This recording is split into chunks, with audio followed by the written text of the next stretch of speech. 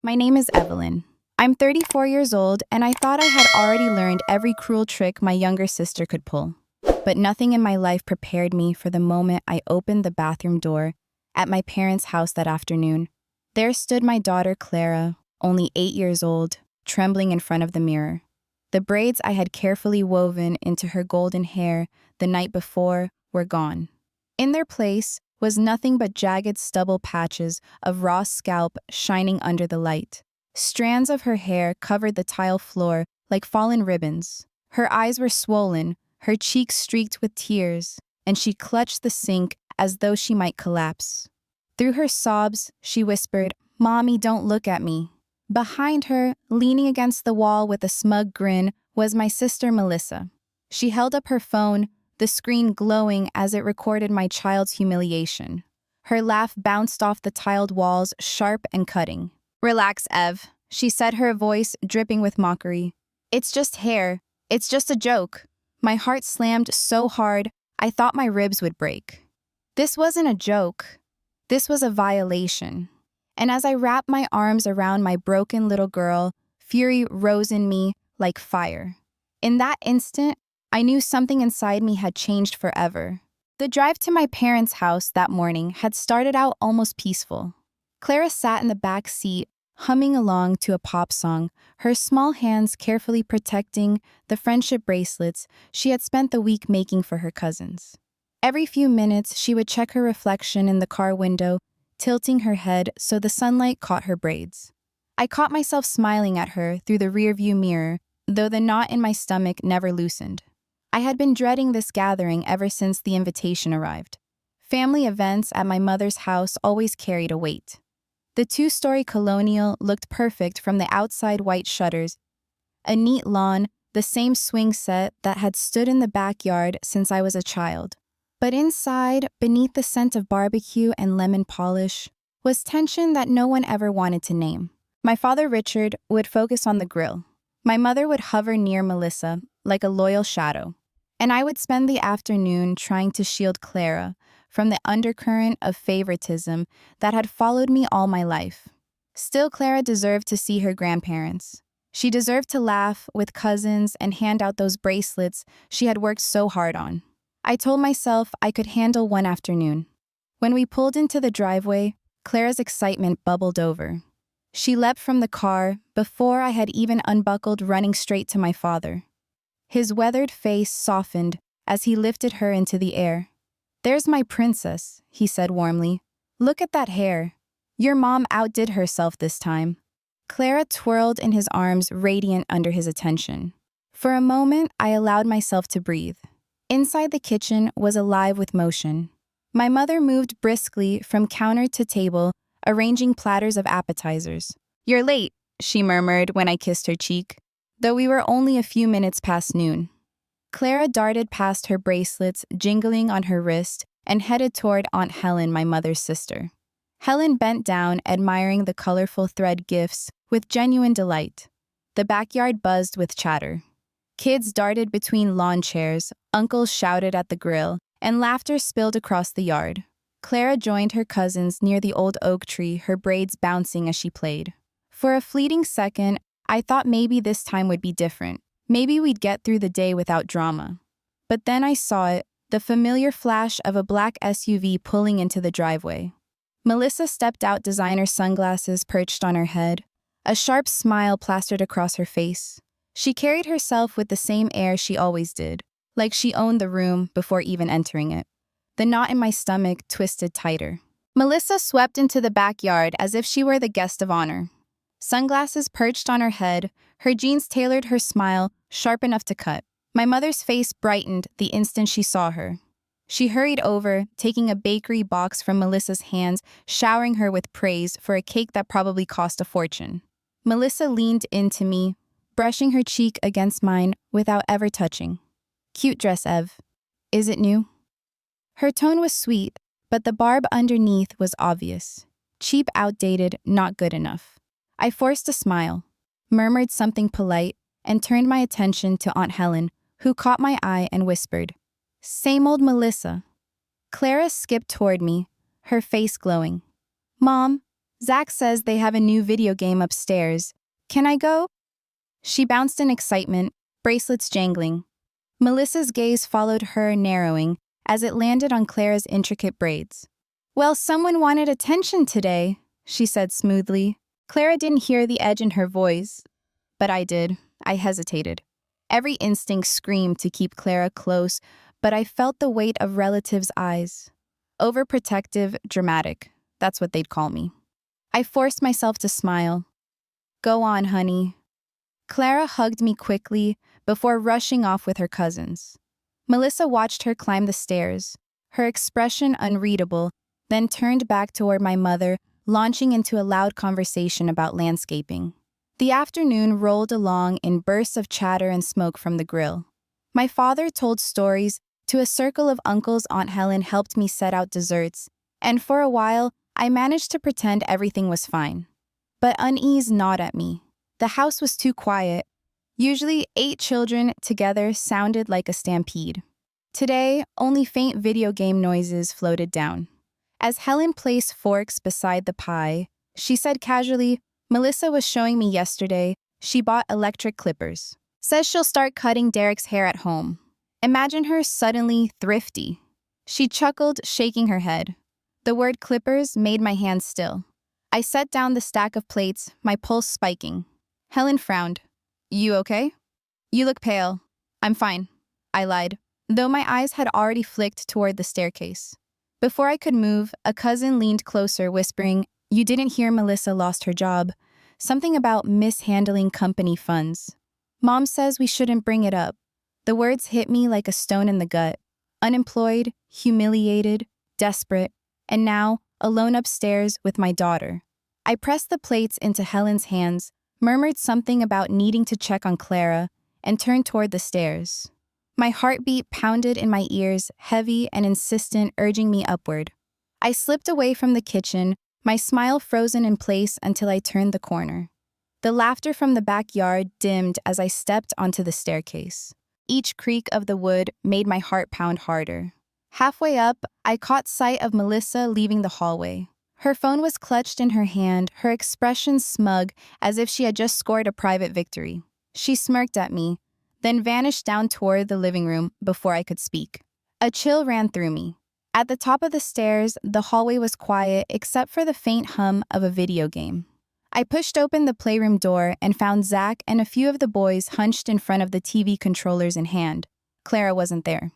Where's Clara? I asked, trying to keep my voice calm. Zach shrugged without looking away. Maybe with Abby. The answer sounded rehearsed. My pulse quickened. I checked the guest bedroom. Empty. My old room. Empty. The linen closet. Empty. Then I heard its soft, muffled sobs coming from behind the bathroom door. I rushed over, pressing my ear against the wood. Clara. Her crying faltered. A shaky breath, then her voice broken and small. Go away. My throat closed. Sweetheart, it's Mom. Please open the door. No, she whimpered. Don't look at me. I rattled the knob. Locked. My panic rose. Clara, unlock it. Right now. From behind me, a voice floated low and careless. She's fine. Kids are so dramatic. Melissa. She leaned lazily against the wall phone, still in hand, her eyes glinting. My chest constricted. What did you do? She waved a hand. Relax. You'll see soon enough. I turned back to the door, pressing my palm flat against it. Clara, it's Mom. Let me in, baby. Please. For a moment, silence. Then, click.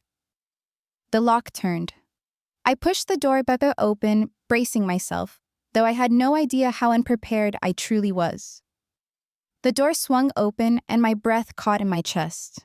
Clara stood in the middle of the bathroom, her small body trembling. The braids she had been so proud of were gone. Her golden hair, the hair she had been growing for years, lay in scattered piles across the tile. What remained on her head was a patchy buzz, uneven stubble clinging to her scalp like rough sandpaper. Her face was blotchy, her eyes swollen, her tiny fists clenched at her sides. "Mommy," she whispered, and then the dam broke. She collapsed into sobs so raw they seemed to tear straight out of her chest. I dropped to my knees, gathering her into my arms. My stomach lurched at the feel of her bare scalp beneath my hand. Her tears soaked through my blouse, and I could barely breathe. "Oh, baby, what happened? Who did this to you?" Behind me, Melissa's laugh rang out like a knife scraping glass. "Don't be so dramatic, Ev. It's just hair. It'll grow back." I turned slowly, still clutching Clara against me. Melissa leaned against the doorframe phone, in hand recording every second. Her grin was wide triumphant, like she had won some twisted game. "You did this," I said, my voice low and unfamiliar, even to my own ears. "She needed it," Melissa replied, as if she were explaining something logical. "Everyone's always fawning over her precious hair." She was getting vain. Zach and Abby helped me hold her still. "You should thank me," gave her a reality check. She tilted her phone toward me, showing a clip of Clara thrashing in the chair, while the clippers buzzed over her head, her screams echoing Melissa's laughter, ringing over it all. My stomach churned, bile rising in my throat. Clara buried her face against me, trying to disappear. "You filmed this," I said, my voice shaking with rage. "Of course," Melissa smirked. "I already sent it to the family group chat. People are dying. It's hilarious." A murmur rippled down the hallway as relatives gathered, drawn by the noise. My father's face appeared behind Melissa, his expression crumpling when he saw Clara. "Good Lord," he whispered, stepping back as if he'd been struck. "What have you done, Melissa?" Melissa rolled her eyes. "It's just a joke, Dad. Everyone's too sensitive." My mother's voice cut through the chaos. "What is going on? Dinner's getting cold." She pushed past, and for a brief second, she looked shocked at the sight of Clara. Then her face hardened. "Well, it's not stylish, but hair grows back. Stop making a scene." I stared at her in disbelief. She was held down against her will by her cousins and her aunt. She begged them to stop, and they shaved her head while she screamed. "This isn't a prank. This is assault." Melissa barked a laugh. "You're overreacting as usual. Maybe now people will notice something about her besides her hair. Honestly, you should be thanking me." From the doorway, Abby's small voice trembled. She was crying, "Aunt Evelyn. I told Mom we should stop, but she wouldn't." Tears stung my eyes as I pressed Clara closer. Her little body shook with every sob, her humiliation laid bare in front of everyone who should have protected her. 5 years of nurturing her confidence shattered in minutes. A hot wave of fury surged through me, sharper than anything I'd ever felt. This wasn't just about hair. This was about cruelty, jealousy, and the poisonous family dynamic that had been eating at us for years. Melissa wasn't satisfied with tormenting me anymore, now she had gone after my child. I rose to my feet, lifting Clara with me. The crowd parted as I carried her down the hallway. Melissa's mocking voice followed her phone, still aimed at us. "Don't be such a killjoy, Ev. We're about to have dinner." I didn't answer. My only focus was getting Clara somewhere safe. Her tears soaked into my shoulder, and her small fingers clutched my collar like she was holding on for life. But as I reached the top of the stairs, my mother's voice came again, sharp and commanding. "Evelyn, don't overreact. Melissa didn't mean any harm. The wrong name, the wrong excuses, the same pattern all over again." My vision blurred with rage. I stopped at the landing, turned to face them, and for the first time in my life, I knew I wasn't going to let this go. I reached the bottom of the stairs with Clara clinging to me, her face buried in my shoulder, when my mother stepped into my path. Her arms were crossed, her jaw tight. "You're being ridiculous, Evelyn. It was a silly prank. Sit down, eat dinner, and stop causing drama." I stopped so abruptly that Clara whimpered in my arms. "A prank is a whoopee cushion," I said, my voice sharp with fury. "A prank is fake spiders in someone's bed." This was holding down an 8-year-old child while she begged for mercy. This was humiliation broadcast to the entire family chat. This was cruelty. The room had gone silent. Aunts, uncles, cousins' faces I had known my whole life stood frozen, unsure where to look. Some avoided my eyes entirely. Others smirked nervously, waiting to see if I would back down. Melissa sauntered down the stairs, Phone still in her hand, the faint red mark of my earlier slap on her cheek. God, Ev, you are so dramatic, she drawled. Your daughter will live. Maybe she'll finally learn the world doesn't revolve around her hair. That was it. I gently placed Clara into Aunt Helen's arms, her face pale with horror, and stepped toward Melissa. Give me the phone. Melissa raised it high, laughing. Not a chance. This is gold. Spoiled princess gets a reality check. Maybe it'll even go viral. Rage surged through me. I lunged, fingers closing around her wrist. We struggled, her laughter louder, feeding on my anger. What's wrong, Ev? She taunted. Can't handle a little joke? I yanked the phone free, my chest heaving, and with one swift move, I deleted the video. Melissa shrieked. You idiot! It's backed up to the cloud! I locked eyes with her, my voice cutting like steel. Then you've just uploaded evidence of yourself assaulting a child. Enjoy explaining that to the police. Gas rippled through the room. For once, Melissa's smirk faltered. My mother rushed to her side, gripping her arm as though I were the threat. How dare you put your hands on your sister in my house, after everything we've done for you? Done for me, I snapped. You've spent my entire life excusing her cruelty, turning a blind eye while she tore me down. And now you defend her after she brutalized your granddaughter. The color drained from my mother's face, but she didn't back down. Her voice was cold, sharp as ice. That child has been nothing but a source of drama since the day you announced your pregnancy. You should be grateful we accepted her at all. The words landed like blows. My father's face went gray. Aunt Helen gasped.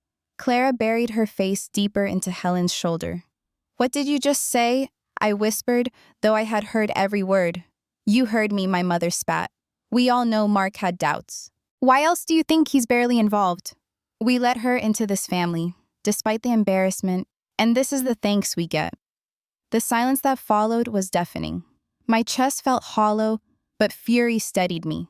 That is a lie, and even if it weren't, Clara is my daughter. She is innocent, and you've just proven you don't deserve her in your life. Melissa snorted, recovering enough to sneer. Oh, please. Saint Evelyn always the victim, hiding behind your kid because your own life is pathetic. I stared at her, and for the first time in years, I felt nothing but pity. You're so consumed by jealousy you assaulted a child. That's who you are, Melissa, not me. My father finally stepped forward, his voice raw. That's enough. Evelyn, take Clara home. Now. And that was exactly what I intended to do. I drove away from that house with my hands clenched so tight on the steering wheel that my knuckles ached. Clara sat beside me in the passenger seat, a blanket wrapped around her shoulders, her small body trembling with each hiccuping breath. At a red light, she whispered, "What if someone sees me?" My heart cracked. I told her there was nothing wrong with how she looked, but if the blanket made her feel safe, she could keep it. When we pulled into our driveway, our little home felt like sanctuary. Clara rushed straight to the bathroom. I followed, terrified of what she might do when she saw herself. She stood in front of the mirror, slowly lowering the blanket, her hand hovering over the jagged stubble. I look like an alien, she whispered, fresh tears spilling. I knelt and wrapped my arms around her. No, you look like my brave, beautiful girl. What happened to you today wasn't your fault, and it doesn't define you. You are so much more than your hair. She clung to me, and I knew then that my promise had to mean something. I would protect her even if it meant cutting ties with my entire family. That night, I made 3 phone calls. First to a lawyer friend who told me plainly that what happened was assault and that I should file a police report immediately. Second to Clara's child psychologist, who scheduled us for Monday morning. And third, to Mark, my ex-husband. The fury in his voice when he heard made me tremble. I'm flying out tomorrow, he said. They will never lay a hand on our daughter again. For the first time since the nightmare began, I felt like I wasn't carrying this weight alone. The next morning, the doorbell rang before breakfast. I opened it to find my parents standing there. My father held a glossy gift bag. My mother's face was pinched, her mouth tight. Inside the bag was an expensive synthetic wig, blonde curls stuffed into tissue paper. We want to make things right, my mother said. It was all a misunderstanding. Misunderstanding? My voice cracked with disbelief. Your daughter held down my child and shaved her head. and you defended her. My father's tone was gentler. Melissa is already facing consequences. Someone posted the video online. It's spreading. She's losing job opportunities. We thought maybe if you made a statement that it was all a family misunderstanding, cold fury filled me. You came here to save her reputation, not to check on Clara, not to apologize, to protect her. My mother's lips pressed into a thin line. She's your sister. Family stands together. I shoved the bag back into my father's hands. Family protects children. Family doesn't laugh while they're humiliated. If you can't understand that, then you are no family to us. I closed the door before they could respond. Behind me, Clara stood in the hallway, pajama-clad, her shaved head uncovered. Was that Grandma and Grandpa? She asked softly. Yes, I said. But you don't ever have to see them again if you don't want to. Her small shoulders lifted with relief. I don't want their presence. I just don't want to feel scared anymore. And I promised her she wouldn't. Monday morning, I walked into the police station with Clara's hand in mine. She wore a scarf we had picked together, dotted with tiny stars, her chin lifted even though her eyes were still swollen. The officer listened carefully, took our statement, and assured us the report would move forward. When he bent down and told Clara, "What happened to you was wrong and you are brave for speaking up," I saw a flicker of pride in her eyes. From there, we went straight to Dr. Benson, her psychologist. Clara clutched a stuffed bunny and spoke haltingly about being held down about the sound of the clippers. I sat across from her, swallowing every lump in my throat. Dr. Benson looked at me and said gently, "She isn't broken. With your support, she will heal." And she did, little by little. At school, her best friend showed up one morning with her own freshly cut pixie. "Now we match," the girl announced proudly. Clara cried again, but this time with gratitude. Meanwhile, Melissa faced consequences she could no longer escape. The video that she once flaunted as a joke cost her job's friends and the fragile pedestal my parents had built for her. For me, healing meant boundaries. Aunt Helen became family in the truest sense, bringing cookies and comfort. My father apologized at last, admitting his silence had failed us. My mother, however, chose denial, and I chose not to answer. One evening, Clara sat beside me on the porch, her short hair catching the sunset. She slipped her hand into mine. "Mom, are we still family with them?" I squeezed her fingers. "No, sweetheart. Family is the people who love you and protect you. And that's us." And for the first time in years, I felt peace. Thank you for watching. If you enjoy these family drama and revenge stories, please subscribe and join me for more every day.